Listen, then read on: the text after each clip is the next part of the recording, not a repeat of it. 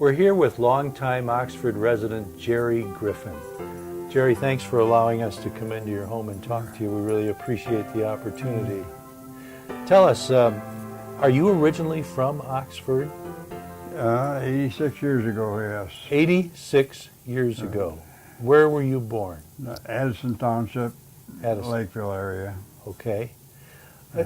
Tell us a little bit about your parents and what you were doing out in what they were doing out in Lakeville at the time. Oh, my dad was a grocer, run a grocery store in Lakeville, and my mother was just a housewife and watching all the kids. Now, did their parents also live in that area? Yes.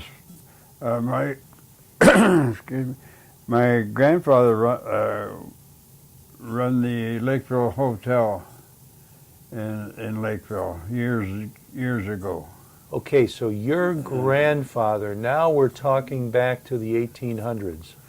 Correct. Like, can you put any years on that?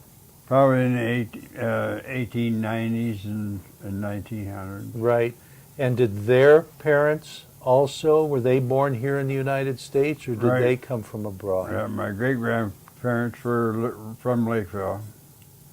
And my great-grandfather run the Eagle Hotel in Lakeville, which still stands on Rochester Road, just north of Lakeville. How far would you have to go back to find the first generation of your family that was in this country? We're talking back in the 1700s. A long time. Right. And where did they come from? Well, they've been in the Lakeville area all their lives. I mean, the ones who came from abroad, did they come from England or? From England, yes. I see. And they were all merchants, it sounds like, running a hotel, running business a store. people, yes. And, of course, back then, if you didn't do that, you were farming, right? Right. Well, you had to farm back then in order to live. Right. But you didn't have to get up early to milk the cows anyway. I wasn't there. You were. Okay, but you said your dad had a. My dad had a store there, which was. In fact, they just tore the building down a short time ago. That was on Mill Street. Did you have any brothers or sisters? I had, there were seven children and my parents. And seven children. I'm the only one left. Did you have a house right there in Lakeville? Yeah, we lived right in the store building. In the store building? What they called the post office building. So was it like an apartment up above? Or? Right. The store was in the front. And that building was probably pretty old. The building was real old. It was back in the early 1800s. And did your dad own the building? Right. Okay. He had bought it from his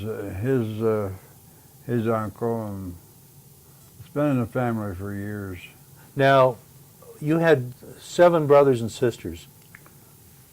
Where were you in that lineup? Were you the oldest? On the bottom. You're the youngest. I'm the youngest. Oh, my goodness sake. Well, when was the oldest born? He was born in 1920, I believe. What do you remember most about growing up during your real young years with the store setting and the apartment up above and everything?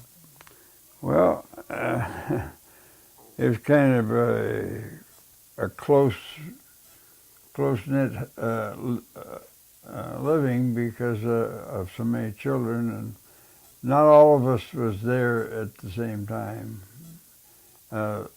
Towards the end, my older brothers and sisters had left the house, and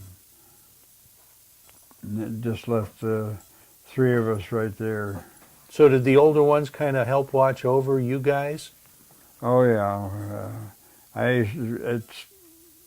at country school, my brother used to have to carry me to school from from what we called Campbell's Corners, south of Lakeville. I went to the Brewer School, country school.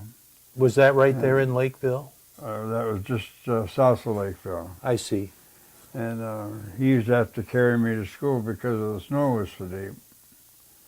So we started all over again this year with snow. So that would have been, I'm guessing, 1930s? Yeah. Or somewhere in there? I was born in 1928. Okay. And I was going to school there in their 30s. Was that a very small school? Very small. I mean, was it, I hesitate to use the word one-room schoolhouse, but was it One-room something school, like that? It really right. was? Right. There's, I think, 18 of us there. And at a time. So did and those 18 would have been in all different grades, so I suppose Right, the teacher would right. go from one group to another. All the way from the 8th grade down. And then where did you go to high school? Oxford. I started here in Oxford to the high school in 1941. And So that would have been right after the beginning of World War II. correct. We moved from Campbell's Corners in 1941 because the war had started. My brothers started going to the army, and they were drafted. And then at that time, my dad was running a grocery store, and he had to kind of leave the grocery store, and he went to work at General Motors in Pontiac. Was that to support the war? Right, because my brothers worked there, and he just kind of left the farm and went to Pontiac to the factory. Okay, so you say you moved at that time. Where did you Right, move we to? moved to Lakeville. He had bought his uncle's building, and we moved up there. Oh, I see. And where were you living before that? At Campbell's Corners, which is 2 miles south of Lakeville. Oh, I see. Okay. Still in the general area, though. Right. In fact, he built the store buildings and the gas station at Campbell's Corners and in the early 1900s. You've got a lot of family history in this area, don't you? Oh, yeah. Did you ever get into any trouble in the hardware store? No, I would never get in trouble. I mean, I can just imagine you as a little kid perhaps going down and playing with the tools or something. Nobody listens to this, but I've been busy all my life. Were your parents pretty strict? Very strict. Now, they had a lot of practice by the time you were born because you were the youngest. Right.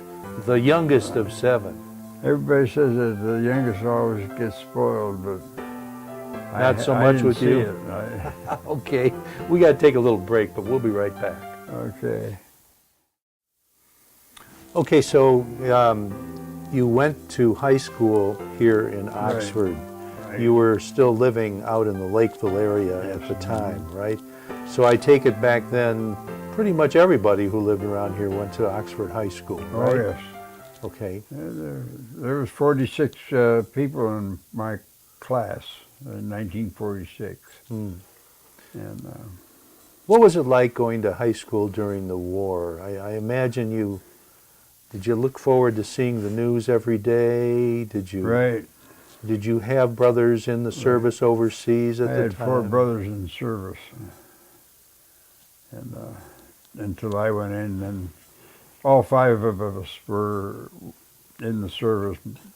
My brother right next to me, he was in the Michigan National Guard. Was he?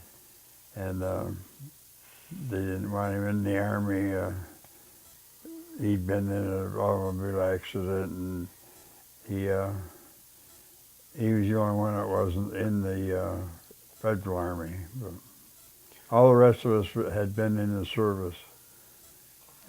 It must have been kind of scary day after day, not knowing what kind of news to expect from the front. We had some bad times. But, I mean, that's a lot of people in one family to have gone like that. Were they all overseas? all overseas. Had one in Europe and one and two in the South Pacific. So they were all over. And what year did you graduate from high school? 1946. Okay, so the war was over then, just over. Well, it hadn't been declared over yet. Yeah. Until December that year. Okay. And did you go in the service right after high school? yeah. Okay. Before I quit school and went into service. Oh, you did? Mm-hmm. All right. Did they send you overseas? Yes, I was in Korea. Oh, you were in Korea. Korea and Japan. Okay, well, Japan, that must have been interesting. You probably saw some devastation over there. Right. I'd like to go back there in 2016, but I don't know if I'm going to get there or not. But. It's a good thing to have on your bucket list, isn't it? Oh yeah, but getting too old to do that kind of stuff anymore.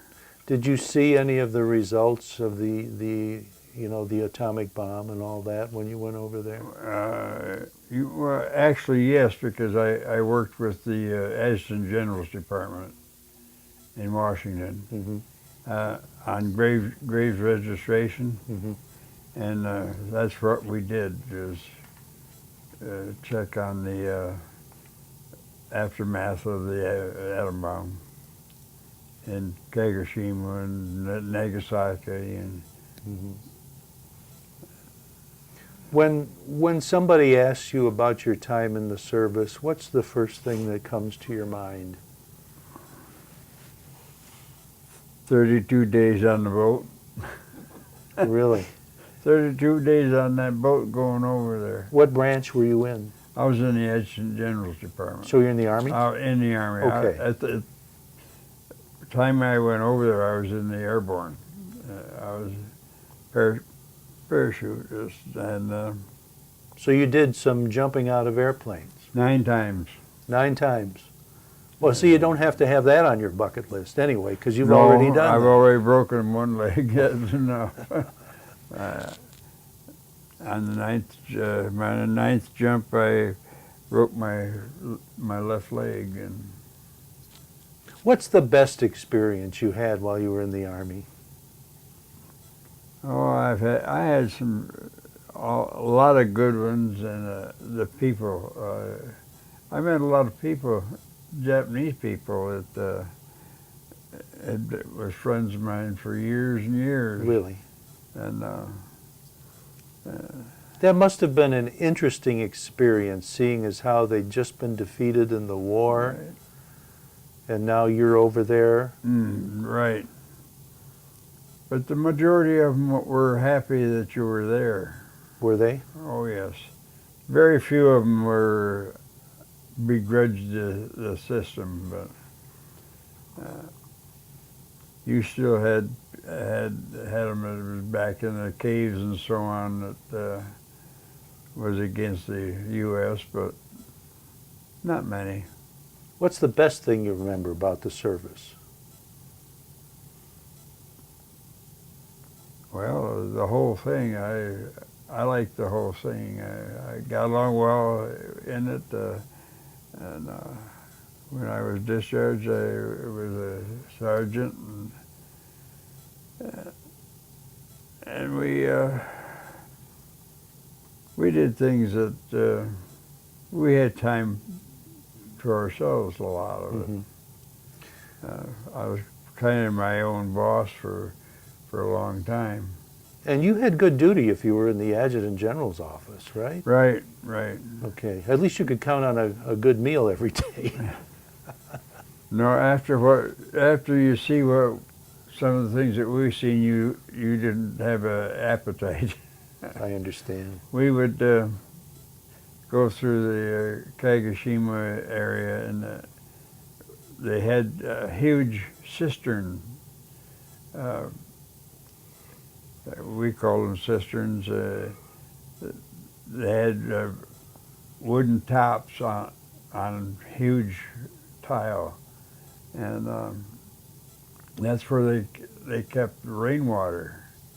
And people, when the atom bomb hit, well, the people would jump in those cisterns because of the fire, and that's always stuck in my mind. And of course, I stuck with the Graves registration several years after I come back. I worked for locally. I worked for the funeral director here for 57 years. So are you saying you got a new respect for the dead after all that? Oh yes, yeah, oh, yeah. But well, let's talk about something happier. Where did you meet this lovely woman who's your wife during all of this? well, I met her here in Oxford at school. At high school? Right. Were you high school sweethearts? No, I liked her sister better. Oh, really? Yeah. Well, what happened to her? Oh, I got stuck. She was the only one left. But we was married in 1950. Okay, so you guys got married after you got out of the service. Oh then. yes. Mm-hmm. Okay. And I didn't have much to do with girls before that. Well, she doesn't agree with you. Let's go back to high school just for a couple of moments. What do you remember? I mean, this is when the war was on. You had some restrictions on certain things. And what did you guys do for a good time when you were in high school? In high school, go to football games. And High school football games? that was a Friday. Friday was a football day in school back then. I guess they couldn't ration football games, right? No. You always got off school to go to the football game. Most of the football games were here right across from our house here. Yes, you're right close to what is now the Oxford Elementary School. Right, Daniel Oxford School. That used to be the football field. Listen, we're going to take a brief break. We'll be right back. Okay, you enjoyed going to football games while you were going to high school? Yes. We always got out of school on Friday afternoon. Did you? Did they have a dance or two while you were there? Oh, yeah, but we didn't have time for dances. Did you travel outside of town very much back then during the war? Did you go down to the Pontiac area or down to Detroit? Yes. Or Yeah. any special things that you remember seeing? Well, we'd go all over the area, all over the local area. Rochester, Romeo, Emily City. We played football. Mm-hmm. Were you a football player? No, gosh, no. I was afraid of football. And okay, so you went into the service right after World War II, spent some time outside of the country, and you came back, had the Korean War started when you came back, or? well, I came back in 1950. Okay. Well, 1949, and I was in the service until 1951. I see. 52, I believe it was, wasn't it? And you said you met your wife when? And way back in the 40s. Well, you went to school with her, Yeah. right, but when did you start dating? Was it when you got back? When we come home, yeah. When you got home from the service? Right. Okay.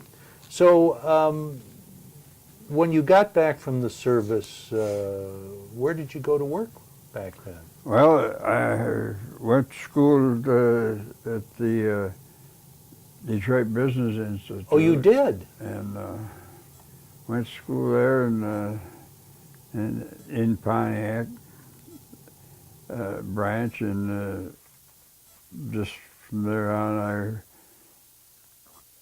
I got a job at the local bank, Oxford Savings Bank. Oh, did you? I worked there, and then I got a call to go to General Motors truck and coach. So I went to work with GM in 1952, late 1952, and I stayed there till I went into service. What did you do at General Motors? I worked with the billing department. Oh, so you were in the office. Yeah, You were a office, management yeah. person then, right? Mm. When did you retire from General Motors? I just retired from them in 1984. 1984. Right. So you were with them a good long time. 36 years. 36 years. And of course, then I went back, went to work. I was working at the funeral home at that time, part-time. Were you? And I went back to the funeral home business. And which funeral home were you working at most recently? Beside it, on Burdick Street. And you worked for them until pretty recently, didn't you? I worked for them until they sold it out in, when was it? Oh, they sold it to the Lynch family. Okay. In 2002. And I thought I was going to retire then, but okay. I got a call from the Tim Lynch, the owner of the funeral home, and he wanted me to come stay and work for them. So I worked for them for 13 years. I see. I finally had to retire though in 2 years ago in 2012. At 84 years old, I decided to quit. It was time to hang it up, huh? Hang it up.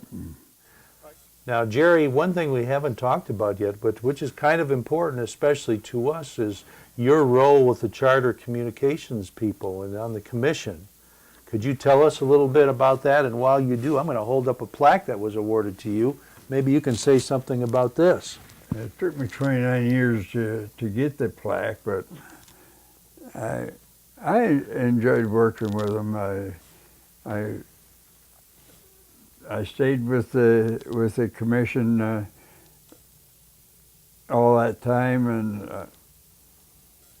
we had a good commission at that point. I'm not saying that it's not good now, but things are a lot different now in their thinking, I think, than they were when we first started. And we didn't really know where our boundaries were going to be. I think everybody was feeling their way around that had anything to do with cable back then. But one of the things that came of it is we do have our community television station now, which gives us locally in Oxford an opportunity to make the township meetings and the village meetings available for everyone to see, to say nothing of the junior varsity and varsity sporting events at the high school, the home games. And so you and your fellows accomplished a lot on that, and we thank you for it. It was a a lot of work at times. We had 9 people that was there every time, and we did a lot for the area at the time. You did. You were charting a new course with Charter. Now they're changing everything all around on us. Yeah, I know what you mean. All right, tell me a little bit about your family life yourself. Did you and your wife have any children? We had 4 children. We've got 4 boys, 3 boys and a girl. Wow. And do they live around here? Well, one lives in Indiana, and the rest of them are all around this area. One's in Ohio, and the rest of us are all here, right in this area. You couldn't talk one of them into moving to Florida, because that'd be a nice place to visit in the winter time. Well, we went down to Florida for several years. Did you? In the winter, and my daughter keeps saying that she's going to buy a place down there and then take us with her, but it hasn't been done yet. Hasn't been done. Are you still working on her, though? Oh, yes. Okay, now, Evelyn is your wife. Tell us about Evelyn. Did Evelyn work outside of the home? She worked for the school, Which school? for the Oxford Community Schools, wasn't it? Baker. Okay, for the the Oxford Community School, working in the office or No. teaching or She worked for the TLC. Yeah, TLC daycare. for the daycare. Boy, there've been a lot of changes in those programs through the years, huh? And in fact, a couple of new ones that we're Yeah.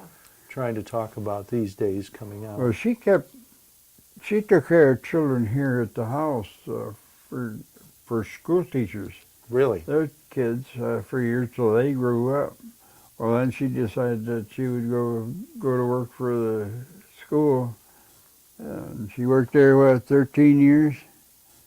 And they kicked her out about, June what? You remember what year? I don't remember, 53. Yeah. maybe. Okay. But Right. she retired from there. Well, you guys have been retired for a little while now. Have you had a chance to do any traveling? No, we've been sick. Oh, I'm sorry to hear that. Do you have grandchildren? Oh yes, we have. God, how many grandkids we got? Well, we got a grandson and a great grandson. The rest And- are girls, And how many girls? about 6. 6 or 8 girls, and they're all girls. And we've got 4 great grandchildren. 4 great grandchildren. Do they come and visit you a lot? Not really. They don't. Do they come when you want them to? They go home when we want them to. I had to override you on that one, but we have a good family life. I'm going to ask you a couple questions that I ask everybody that I talk to, okay? How did your parents raise you in comparison to the way kids are raised today? More strict. We didn't have the freedom that they do today. I think the children today has a little bit too much freedom themselves, and I just feel that they could mind their parents and mind the community a little bit better. But that's Did religion play a big role in your upbringing? no. But we were always church-going people. Yeah, okay. But your family taught you to live by the golden rule, Oh, it you sounds bet. like, right?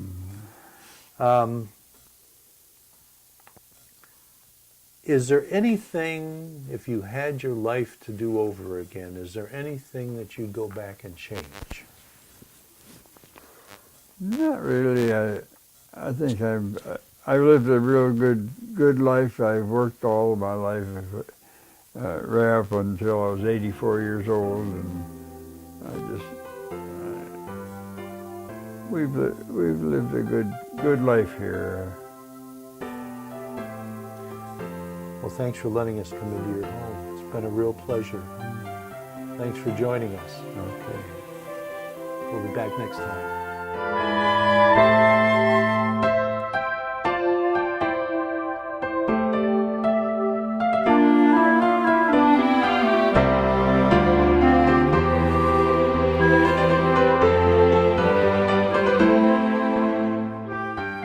You're watching OCTV, Oxford Community Television, serving Oxford, Addison Township, and the village of Leonard.